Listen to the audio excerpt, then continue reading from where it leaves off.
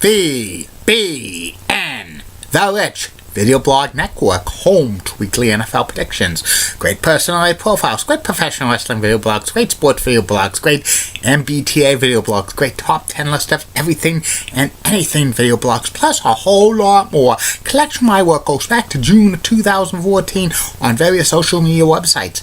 RVBN, the only video blog on the internet that matters. Time now 7:34 in the evening, Billerica, Massachusetts. It's about 58 degrees out right now with some light rain. Does not feel like summer at all. It feels like a April or mid-October day. So no power walks tonight for me because of the bad weather. I did one this morning.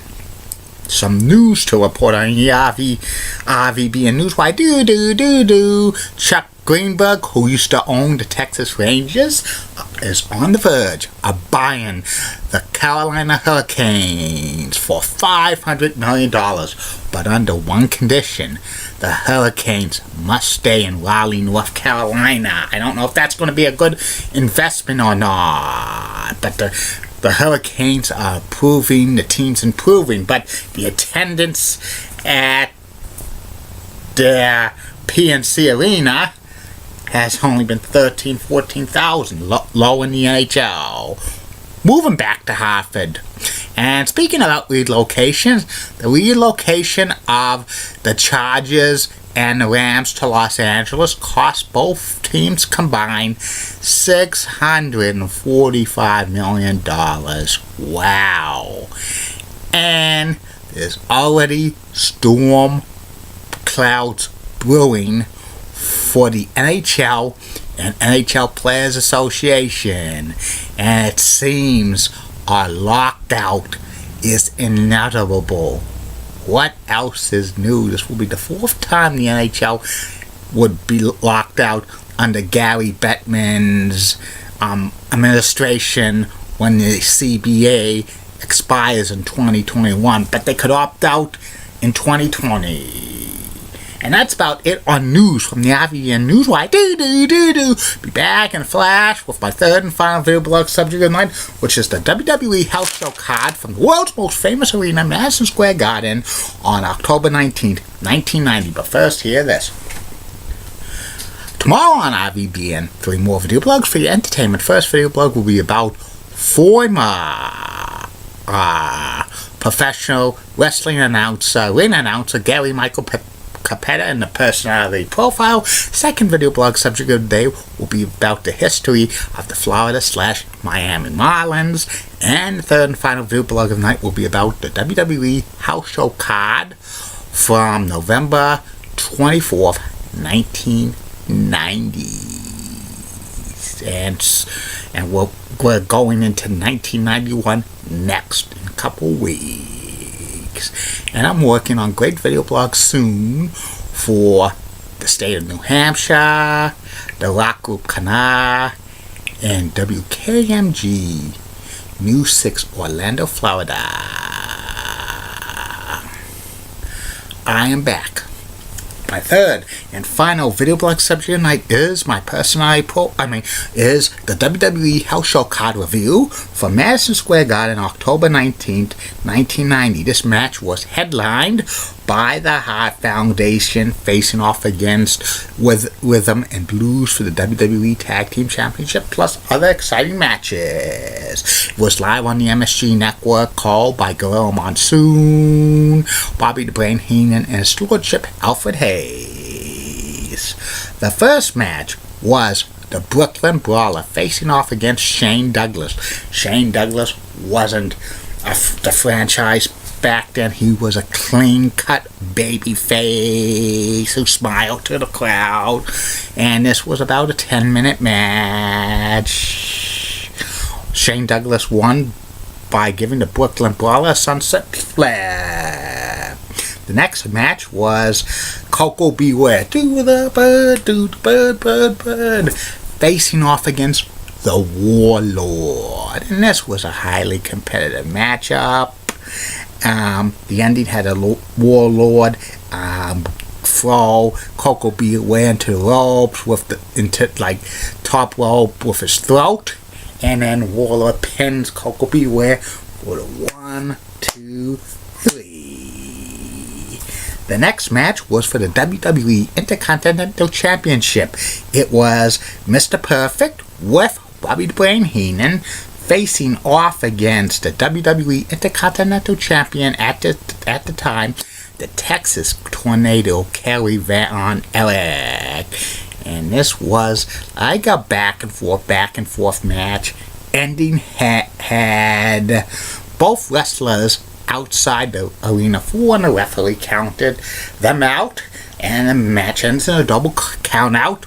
The Texas Tornado retains the Intercontinental Championship because a title cannot change hands on a count out or disqualification or a time limit draw. The only way they change hands in the world of professional wrestling is by pinfall, submission in the center of the ring, or when somebody throws in the towel. Arnold Skolin knows about that pretty well. The next match was S.D. Jones facing off against Iron Mike Sharp, two stalwarts who were preliminary wrestlers in WWE. And this was a typical back and forth match. Ending had Iron Mike Sharp loading something in his protective forearm from an arm injury that hasn't healed in years. Hit S.D. Jones with it. The referee wasn't looking, and Mike Sharp gets the 1, 2, 3. The next match was the American Dream, Dusty Rhodes, American Dream. Do. He's just a common man. Facing off against the $1 Million Man, Ted DiBiase, with his bodyguard Virgil. Everybody's got a price for the $1 Million Man, and this feud started when the $1 Million Man bought Sapphire from Dusty Rhodes in SummerSlam 1990, and this was an awful match. Ending had Dusty Rhodes hit Ted DiBiase with the timekeeper's belt right in front of the referee. You don't bring foreign objects to the ring, because if you do and get caught, you're automatically disqualified afterwards. Virgil tries to grab the timekeeper's belt, but Dusty throws Virgil off, but then Ted DiBiase hits with a weapon and knocks Dusty Rhodes out. The next match was Haku with Bobby the Brain Heenan facing off against the British Bulldog, Davey Boy Smith, who was making his return to the WWE. And this was a very competitive match. It went long, almost 20 minutes. In the end, Davey Boy Smith gives the running power slam to Haku for the 1, 2, 3. The next match was Dino Bravo facing off against Tugboat. Ooh. Another match that was, not that very good. The ending had Tugboat go outside the ring, and when he tried to get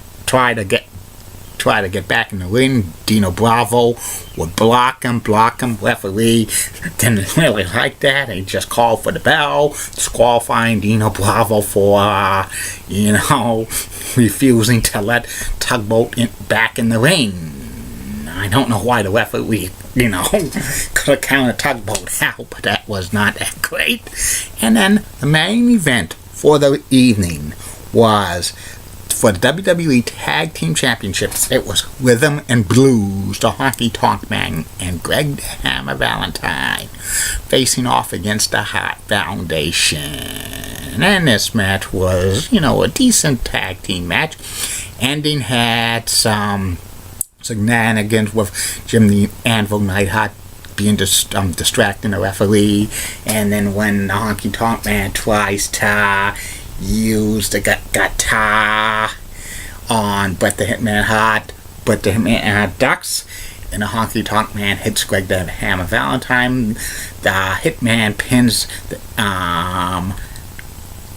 Hammer for the 1, 2, 3. So the Hart Foundation retained the WWE Tag Team Championship. And this Madison Square Garden house show card was a D. It was awful. Only thing that kind of saved it was the Mr. Perfect Kerry Von Erich match, and also the Hart Foundation with them and Bruce were the only really matches of importance. The rest of them was like filler and awful matches. And it seems at this point the WWE's Madison Square Garden house show cards weren't becoming anything that special, and the ratings on MSG Network were sliding.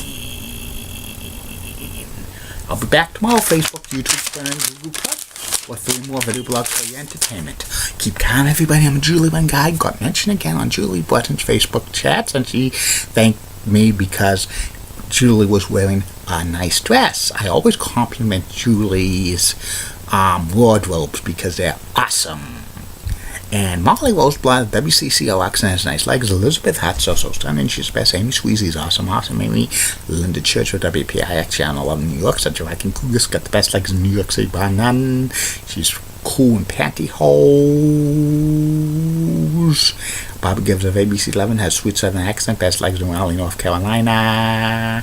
Michelle Beto of ESPN Sports Nation's awesome. Beto and has best legs on ESPN. And Ali O'Woolley of WABI Channel 5 in Bangor, Maine. She's just a sweet girl next door type with the best legs in Maine.